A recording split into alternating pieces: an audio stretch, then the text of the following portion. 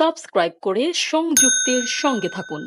অন্তর্বর্তীকালীন সরকারের প্রধান উপদেষ্টা ডক্টর মোহাম্মদ ইউনূসের সঙ্গে বৈঠক করতে যমুনায় প্রবেশ করেছেন বিএনপির মহাসচিব মির্জা ফখরুল ইসলাম আলমগীরের নেতৃত্বে 3 সদস্যের প্রতিনিধি দল।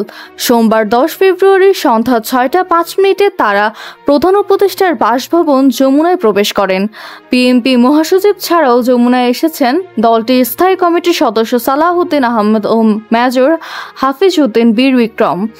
বিষয়টি নিশ্চিত করে বিএনপির মিডিয়া সেলের সদস্য শায়রুল কবির খান জানান, প্রধান উপদেষ্টার সঙ্গে বৈঠকে অংশ নিতে যমুনায় প্রবেশ করেছেন দলের মহাসচিব মির্জা ফখরুল ইসলাম আলমগীর, স্থায়ী কমিটির সদস্য সালাহউদ্দিন আহমেদ ও মেজর হাফিজ উদ্দিন আহমেদ।